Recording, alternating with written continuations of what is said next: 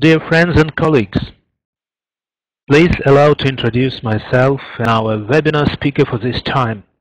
I'm Konstantin Shevchenko, the head of the UTIC Organizing Committee.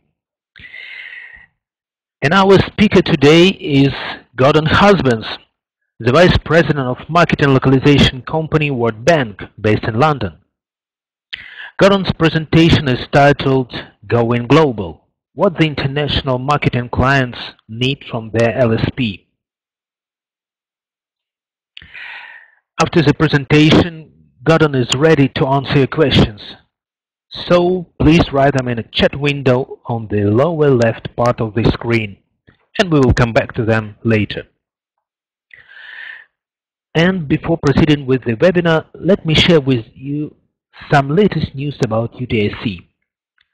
The success of the Ukrainian Translation Industry Conference earlier this spring proved that demand for social and educational initiatives is there. So we have decided to hold a mobile one-day conference, Kyiv Translation Friday. This idea was greatly supported by Vox Translatorum Group, a translation industry initiative aimed at enhancing communication between corporate and educational bodies in Ukraine. So save the date and join for the Kyiv Translation Friday on 13 December. The conference will gather about 100 participants, including educators, students, independent translators, and representatives of translation companies. The key topics of the conference are translators, professional education and growth, translation process control and optimization, etc. The conference will kick off with a speech on translation training for students and building communication bridges between universities and translation companies. The speech will be given by Tatiana Struk and Alexander Bondarenko, leaders of the Vox Translatorum initiative. Other presentations will cover linguistic aspects of technical translation, strategies of translation training, development of technical skills, and practical knowledge of translator. The second big part of the conference program will be devoted to quality management, optimization of translation process, cooperation between buyers and providers of translation services on different scales, and so on. And the conference registration is open now until 10 December. We're looking for participants, sponsors, and supporters. For sponsorship opportunities or to register, please contact us at info@utic.eu. Well, that's the news we have so far. Thank you for your attention. And now, please welcome Gordon Husbands. Hello, Gordon. Can you hear me okay? Yeah, we do. We do perfectly well. Is it clear enough? Yes. Yes, it's good. Okay. Welcome one and all, and thank you very much for inviting me back to do this seminar. It's a repeat, but not quite a repeat. It's a variation on what I talked about in Kiev, and I tried to talk about last week, but we had some fun. So any of you that were here last week, welcome back. You're very brave to try again. Anyway, so let's start. As you can see, I'm in a rather grey West End of London today. We're a couple of hours behind you, so it's still light. But what I'd like to talk about is going global. I like to think that going global is an activity that can be exciting, interesting, very dynamic, and yes, sometimes even glamorous, but sadly not very often. My aim today is to try to give you a client perspective of going global, and along the way position where translation and translators fit into the bigger picture. Typically, I like to make my presentations as interactive as possible, but clearly that's not going to work in a webinar format. I hope everyone can hear me. Press on. So I'm going to try and make this as conversational as possible, rather than a monologue, but you'll have to bear with me if I drone on a bit. So, but feel free to send questions to Konstantin as they arise, and we will do our very best to go through as many of them as possible at the end. So if I could have the next slide, please, and we will begin our glamorous journey with a question. Now this question, the why question, is one of the most effective weapons ever invented. Ask anyone who's got kids and have suffered the ordeal of why mummy, why daddy, why must I eat my porridge, why must I go to school, etc., etc., or why does the sun go around the moon or the moon around the sun? And generally speaking, the end result is a very traumatized and exhausted parent. But think for a moment about how many people over thousands of years have walked past a fallen apple, and rather than thinking, that looks fresh, enough to eat, and stopped, and instead went, how did that apple get from the tree to the ground? Why did the apple fall from the tree? And thankfully for us, a certain Isaac Newton did and continued to ask this why question. I want you to think about this too. How many times has a client conversation that you've had started with the words to the effect of, I need this translated into Russian, Ukrainian, Uzbeki, I need it by Friday, can you do it? Oh, and by the way, how much is it going to cost? Now, there's nothing wrong in principle with these questions, except that they typically generate a very specific response. And that response is around, better prepare a quote. In the meanwhile, thinking about how much discount might I have to give, and maybe, in heaven's name, how the hell am I going to deliver and meet that deadline? All the while, a tiny little voice in your head may be asking, why does he need it translated? It might help if we told me what she was going to do with it when she got it. And by the way, what's happening on Saturday that you need it by Friday? The other problem here is that should you have the audacity, the nerve to ask the why question out loud, 9 times out of 10, the person you ask it doesn't know the answer either, because they're too far down the supply chain from the real client, maybe the marketing client. And heaven forfend that you should ask someone in corporate procurement who will probably know as much about the process of translation, marketing, as they do about paper clips and toilet paper. Now, real marketeers should be thinking about the why. The last thing they should be thinking about is translation. Now, that's not to say that translation and language are not important to them, right? But let's more about that later. Next slide, please. And let's take a quick look, if we may, at some of the things that are high up on the international translators checklist. Well, not surprisingly, one of the first things that they need to think about is the economy. When I gave the original presentation in Kiev, it was fair to say that pretty much the whole European economy was in big trouble, and to varying degrees depending on which country you looked at. Fortunately, there are some very positive signs in some of the European countries, and I'm happy to say that at the moment, touch wood, that the UK is one of them. On the other hand, who knows what is going on in the world's largest economy, the USA? We've seen some very strange things, politically motivated, happening in the US, all to the kind of detriment of their economic standing. But all we can say is that their economy does tend to be a resilient one, and will probably bounce back very soon. But in most of the mature economies, standards of living are still falling. Some people problem with, you've got no sound. Have you clicked on the button? Click on the microphone button and up the volume if you're having problems. That's what I had to do. But in most of the mature economies, standards of living are still falling, shrinking the market, which in turn reduces marketing budgets. Now, marketeers are naturally attracted to the growth economies, the countries where standards of living are improving and increasingly affluent, and they're all somewhere else.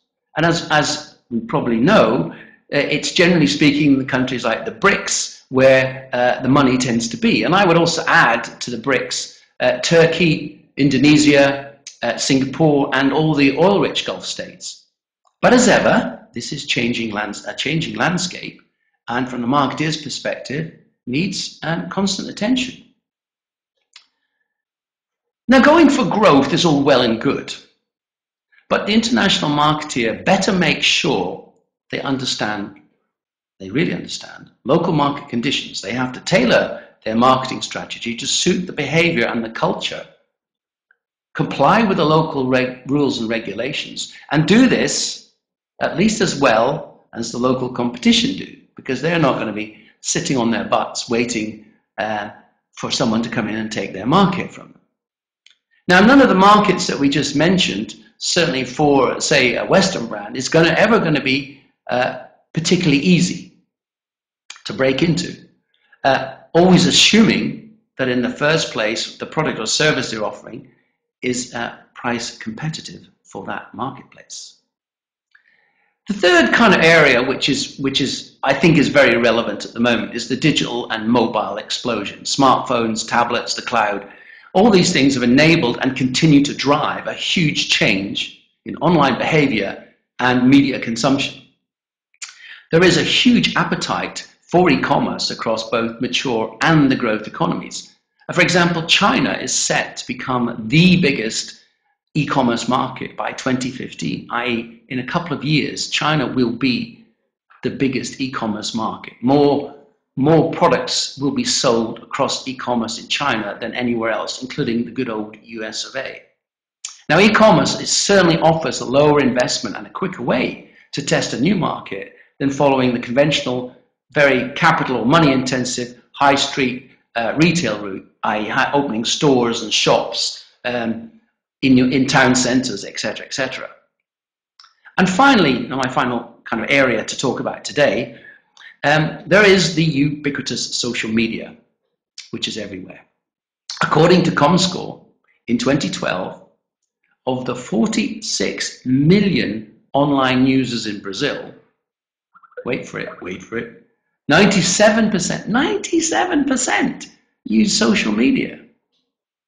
As I'm sure today's audience know, at 100 million active users, VKontakte is the biggest European social media site. So when you couple social media with smartphones and tablets, why would anyone bother to visit a website when the latest information is available on Facebook, Sina Weibo, VKontakte, etc., etc.?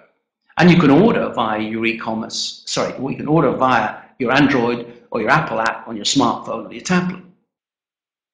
So, not only does this aspiring new brand that your international marketeer is working for, have to target a very different set of local markets than maybe 5 or 10 years, definitely 10 years ago, but the number and the type of communication channels, the way you speak to the target audience has changed dramatically. Next slide, please. At this point, you may be asking yourself this question: what does it all mean? I ask myself this question very often, at least once a day. Do I have all the answers? And am I ready to give them to you today? Of course not. But it is difficult, is it not, to see a hugely increasing demand for good old-fashioned document and manual translation in the world that we've just been talking about. But then you guys all know this, right? Here's a statement of the stunningly obvious. Our industry, the translation and localization industry, has got the high throughput volume translation challenge cracked. With modern workflow technology, TMs and MT, consider it's done, it's sorted, anyone can do it. Sure, there's a lot of smart people out there working on the next piece of sexy translation technology. SmartLink's website proxy translation technology is very effective. It's one I worked with. It's interesting to watch where they will go. But generally speaking, we've got it cracked.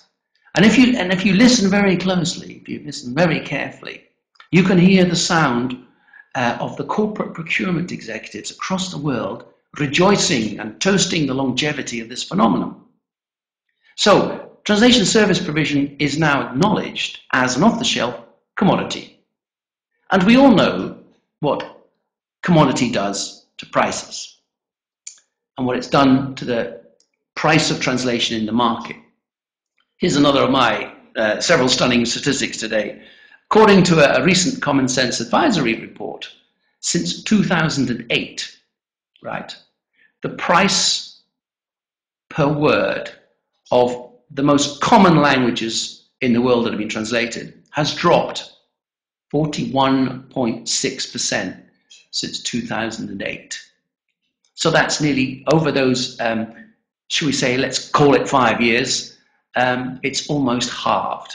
It's dropped by 50%. Next slide, please. In that case, is the cost of translation a major impediment to global expansion? Well, based on the facts, it's probably more true to say that translation is now probably the cheapest and becoming ever cheaper, and hence the easiest part of going global. So the answer to my question is no, it's not really an impediment to going global. The bigger and more difficult questions to address when entering a new market or markets are such things as, in each locale, who is the most appropriate target audience? How do we create market awareness and demand in that target audience? Do we understand local buying habits? Do we understand local online behavior? Don't assume that it's the same in Milwaukee as it is in Moscow.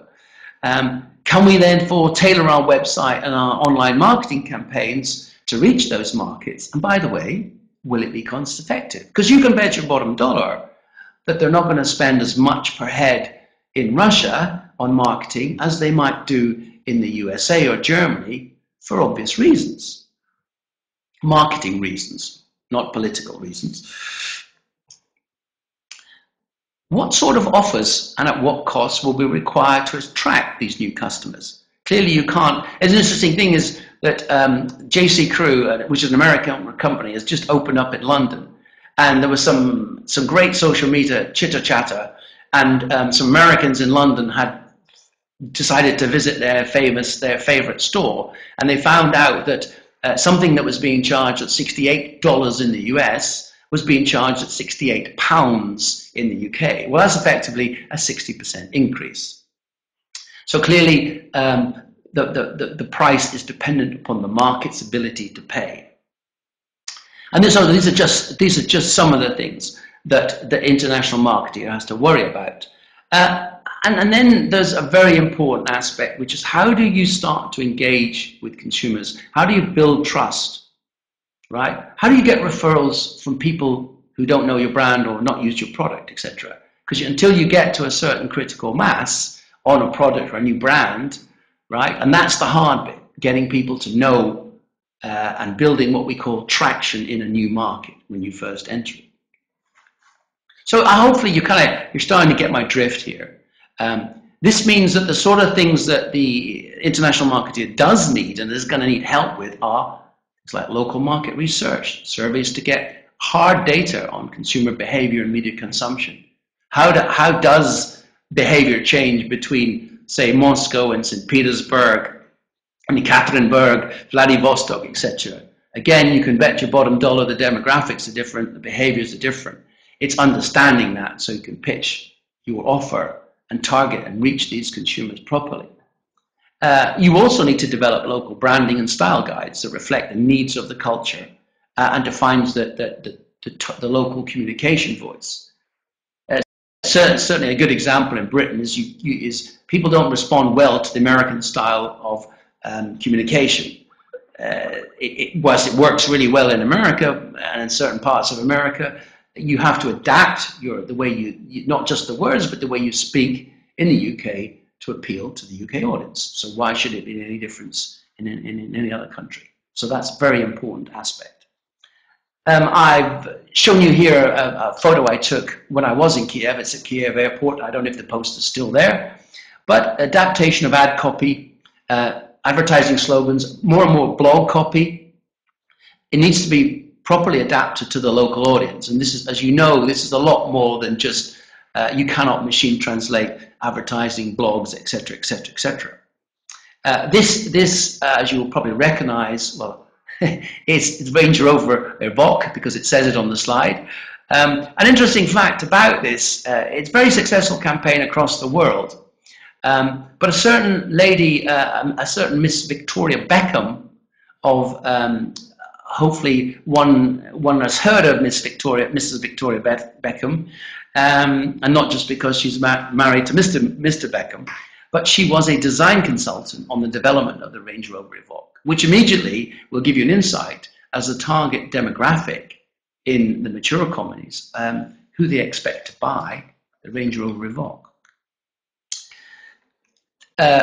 Coming along to things like paid and organic search campaign development to get this local market traction. That's how you do it against the local competition.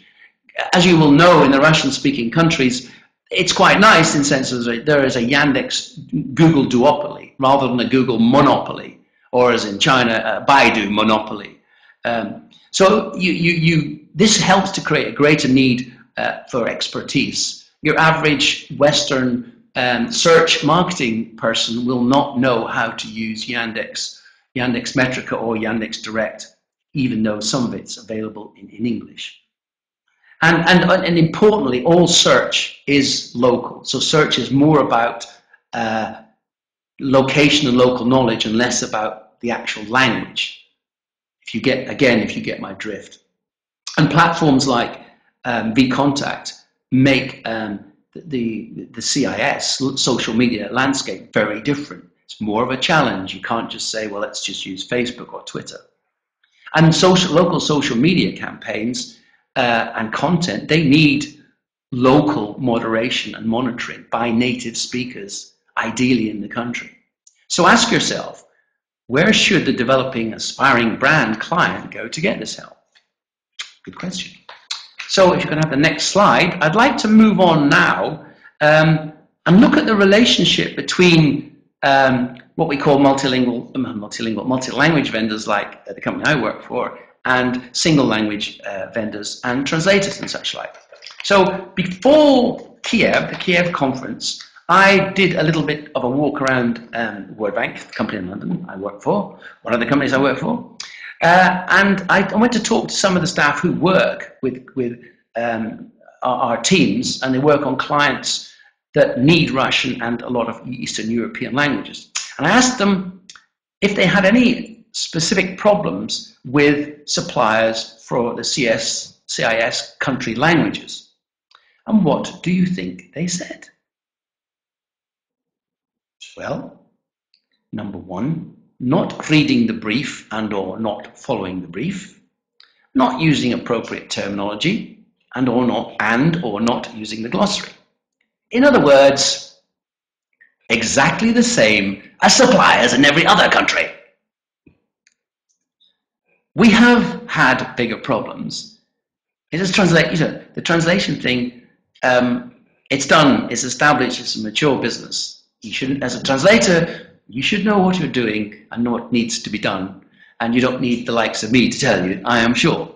However, we have had bigger problems in this search area that I was talking about. So despite creating detailed briefs and providing training, supposedly, allegedly, translators who said they were search literate, we've had huge problems with web content where we're trying to optimize the content and where we might need keyword research and more reading around the subject and looking at competition and being able to localize paid search and text. Now, you might say that this is not standard translation and not what translators are necessarily qualified for. I agree with you, it's not, but it's where the demand is. It's one of the areas where the demand is. And with online content and campaigns, if we put it literally, if we're translating web content for websites and online campaigns, this goes with the territory.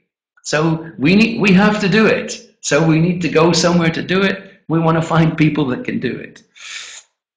And interestingly enough, Google is increasingly now denying access, right, through its Google Analytics to local organic traffic data at the keyword level. So in other words, you're looking at your website analytics, of your Russian website, and you no longer can find out what keywords that clients are coming in on because Google is hiding them. Now that's not, that's the really important part. You want to know, so what are people, think you know what people are searching for, but you want to see which ones actually come to your website. That's what organic search is all about.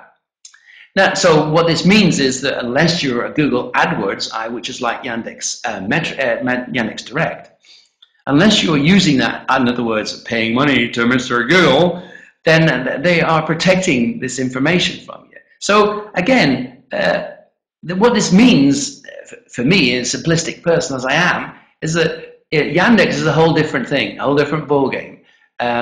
So it should push clients to use Yandex more, because Yandex Metric is very good and Yandex Direct is very good. It's not the same, it's very similar, but you can get access to data there in different ways. And hopefully, if clients have got any sense, they will migrate more of their spending power to Yandex and less to Mr. Google.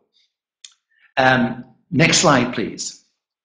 Now, there is one thing that tends to go wrong that I want to share with you, and this is really aimed at single language vendors and freelancers targeting LSPs like ourselves. Now, this is, I have to admit, a horrendously busy little slide. But what it is, it's a screen grab from last Monday, which I got in preparation for last Thursday's presentation. So I have had a look, and what I'm going to say to you hasn't changed because the data is exactly the same in the last week. But I'm just trying to illustrate the situation. This is this is my Wordbank Gmail. We use Gmail to provide our corporate email. We use their platform because it's cheap and fast, and it filters out lots of spam. But this is one of my what I call my translators email filtered folder. So this is where when people send me emails, translators and single language vendors ping me emails to try and attract my attention and tell me what wonderful translators they are, which I'm sure they are. This is how it looks, right? This is the reality of the situation that I get, and this was basically on Monday. So as you go back, it goes back about 2 or 3 days. So you can kind of get the drift. Now I've hidden the names of the people that have sent me this because I'm not particularly trying to pick someone out to put the blame on them. But let's ignore for the moment that of the many responsibilities that a head of sales or marketing might have, I'm sure you'd probably agree that reading translators' CVs doesn't actually come to the top of my list very often. But let's put that to one side for a moment, and assuming that I am someone who might be interested in this sort of information, you have a look at this, and does anything there reach out and grab you? There's interesting things like language pairs seem to be the hot thing on there, and everyone's using the chevrons to indicate. I understand the logic. English to Chinese translator, and da-di-da-di-da. But is this the best way to promote your language? I mean, all this does is reinforce the commodity aspect, et cetera, et cetera.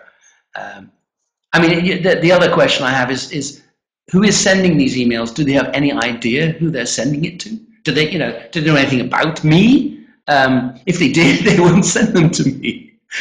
Because it's pretty pointless, because I'm going to filter it and can it. Do they know anything about my company, or is this just mass email marketing?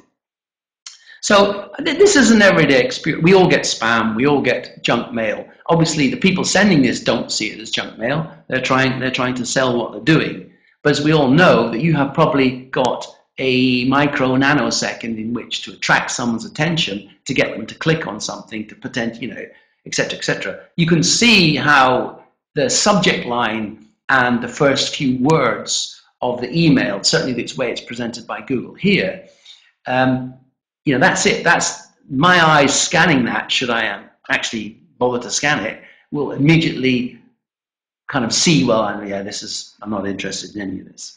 So my whole point is here, this is a huge subject, I agree, but let me just give two pieces of advice.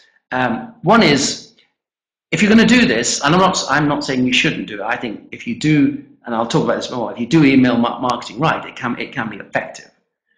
I use the word email marketing rather than just blasting out emails. First of all, is tailor the email to the person that you're targeting. And talk about the one or two things that they want to hear, not the things you want to tell them. These people are telling me that they're an English to Chinese translator or an English to Russian translator. That's what they want to tell me. That's not necessarily what I'm interested in. And as I said, if you don't know the person and what that company specializes in and what the individual does, then don't bother, because you are wasting the typing time putting that in, and all you're probably doing is making sure that email goes into the trash the next time. The second point is, I've just used the word email marketing. Really think about it as customer relationship management, potential client relationship management. You are trying to build a relationship with someone, right? So sending them spam is not probably the best way to start. But the two things to think about is that when you're email marketing, the idea is that the email is to attract attention, right? Grab someone's attention sufficiently, talk about something they're interested in, and then pull them to a website where you get a chance to talk to them. So it's like grabbing someone in the street. You want to try and stop someone and have a conversation, right? There's no good just shouting at them and hoping they hear something. You've got to try and get them to stop and engage you in a conversation so you can explain all the wonderful things that you do and learn a bit about them. So email marketing, it's relationship management. The email and the website, your website have to go together. To do this, I would recommend you use an email marketing system. I've used things like NewsWeaver and MailChimp for small and medium enterprises. If you're an individual or a very small company, in Russia I've used Unisender, which interfaces is in Russian. It's very basic, it's very simple, but it's very effective. The key thing about it is that when you put a person's name in, you know when they've opened that email, and you know when they've clicked, and you know what they've clicked on. Straight away you have an advantage. You start to know, it's working, and B, you know something about what that person is interested in. So stop sending out emails, start doing client relationship management and email marketing. Okay, that's enough about that. Next slide, please. So what do Wordbank and many suppliers like us look for? Just checking my time here. First of all, remember that every year there are more and more language service providers. According to Common Sense Advisory, their last report, there were 27,668 known LSPs in 154 countries, up from about 26,000 a year before. So in one respect, you could say, oh, great opportunity for the freelance translator. Well, yes and no. Guess how most LSPs differentiate themselves? I think you've already guessed. They probably differentiate most of them on price, which is, doesn't necessarily mean there's going to be more demand for you unless you reduce your prices. It's not good. So competing purely as a generic Russian translator or Ukrainian translator is only going to give you two areas in which to excel: turnaround and price. So speaking from a Wordbank perspective, we're looking for people that are specialists and have in-depth expertise in a certain subject, because we're talking about marketing's concepts, etc. So you need to understand the product and the market and blah, blah, blah, blah, all those sorts of things. So you really need to know this industry that you're talking to, whether it's leisure goods or hotels or whatever, it's jargon, who the competitors are, etc. But, as I kind of slightly jokingly mentioned earlier on, above all, you have to be reliable, you have to be consistent, and you have to honor your commitments. You will be amazed how many translators fail on those 3 points: not delivering on time, not being consistent, and not doing what they said they would do. Wordbank, like many companies, we're not looking for the most languages at the cheapest price. Having said that, as you know, there's huge pressure on translation prices, so you're still going to have to be competitive. But I would say, from our experience, a good translator in a particular subject that needs little or no editing or proofreading is worth much more than a high volume but sloppy translator who does all the things that we don't want them to do, misses a glossary, introduces inconsistencies, forgets commas, blah, blah, blah, all that sort of stuff. A very good translator is cost effective, even if they're a little bit more, if we can cut out editing or it's a very light proofread afterwards. So in summary, as well as the subject matter specialists I've just been talking about, companies like Wordbank, we need copy specialists, i.e. people who can translate in certain manners, who if necessary may be able to produce local copy. Things like blogs, etc., and social media, sometimes the requirement is that you write the copy, not just translate it or transcreate it. And also media experts, as I said, people who understand social media, search, online advertising, online PR, etc. These are all bonuses, these are all more value-added services. So, if I can have the next slide, I will move on to kind of my final note for today. Now, I'm pretty much at the end of the session, so before I give you a few final thoughts, thank you for your attention today. Those of you that came last week, very, very much thank you from London again for coming back again. I hope you kind of enjoyed my brief sojourn, my brief journey into global marketing, and I hope it's given you a little bit of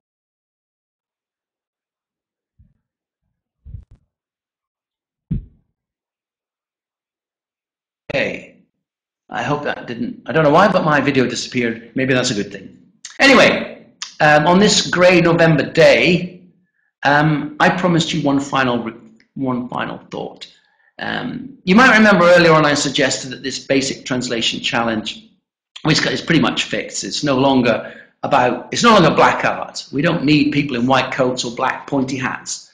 Everyone can do it. It's accessible. It's everywhere. In other words, basically translation is almost ubiquitous now, like electricity, tap water, and the mobile phone. But I think, and here's my point, I think that we're now approaching a tipping point for MT technology, because it has advanced dramatically. And I think it's about to become widely and globally deployed across both language service providers and enterprises. And it's going to be increasingly applied across virtually all areas of content. Admittedly, probably not transcreation, but it's certainly finding its way into marketing content even as we speak. And certainly it will open up access to deep website content, really drilling down into websites for countries, rather than just providing maybe the first two levels of a website, pushing much deeper down into third and fourth layers, opening up PDFs, etc. And obviously, hopefully, things like social media. If the cost per word is virtually negligible, right, then you do it and you worry about it later and you see what information you can get out of it. So in the background of this, I mean, MT is probably not necessarily the message that your average translator wants to hear. It's not the message that your average translation company wants to hear, but it is the dawn of the MT robot, the Terminator, is almost upon us, I fear, and we kind of ignore it at our peril. So the choice for all of us in the industry is kind of simple. Do we chase value or do we focus on volume? It's the difference between the hypermarket and the delicatessen, because very few companies can be good at high volume cheap and high value low volume at the other end. So the only last piece of advice I would kind of give you to deal with this dilemma is, from a marketing sense, understand what your target market wants, not just what you're trying to give it, but what your market wants, where it's headed, and decide which of some of the needs I've talked about that you're best skilled to surface, to address. And if you have just translation, maybe you ought to think about building your skill set in other areas as well. And once you've decided that, once you know what you're going to you want to do, be really, really good at it. And then I'm afraid it's kind of repeat until you retire. It's the same sort of thing. The world is becoming an ever increasingly tough place to work in. So repeat until retirement, or that you win the lottery, or as we have in equal opportunities, a royal family in the UK, maybe you can go and marry Prince Harry, because I understand as we speak that he is still free. So thank you very much for your time. I guess I'll hand back to Constantine now for some questions. Thank you.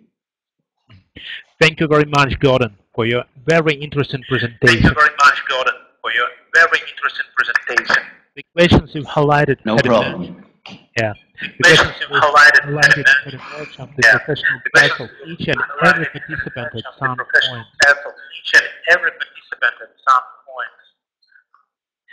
So your presentation was going to have to repeat that. So your presentation was a very productive and repeat and very meaningful. And repeat and very meaningful. We're very thankful to you. Any particular? We're very thankful to you and our. Unfortunately, I don't see any questions to you now. Unfortunately, I don't see any questions to you now. Okay. But fine. Well, that makes my job. That makes my job easy. If there's no questions, I mean, I would just say, if I know last time when we did this last week, I carried on a bit of a conversation with people on the instant messaging facility, and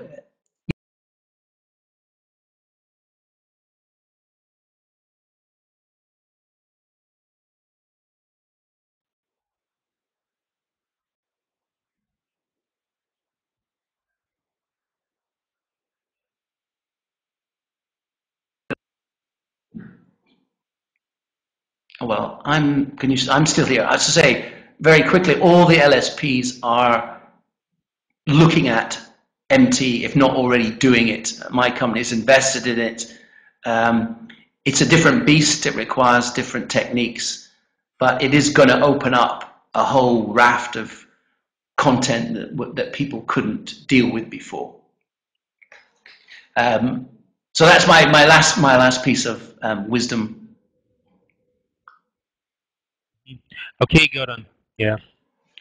Okay, Gordon. Great. Yeah. Thank you very much to you and all those who join us for the webinar. And before we move to the end of this session, just one more important announcement to make.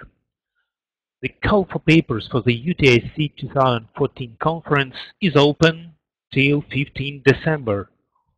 We are looking for insightful, interesting presentations and ideas. So please submit the application on our website, UTIC.eu, and join us as a speaker for UTIC 2014 conference next spring. And we're pleased to announce that our next webinar is scheduled for the 21st of November, and it will also be held in English. It will be hosted by Joost Zech, the localization technologist, the author of Translation Toolkit Manual.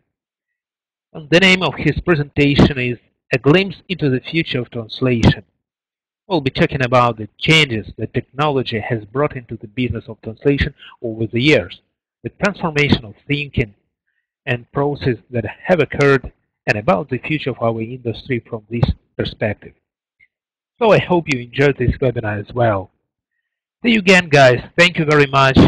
Take care. Thank you. Bye.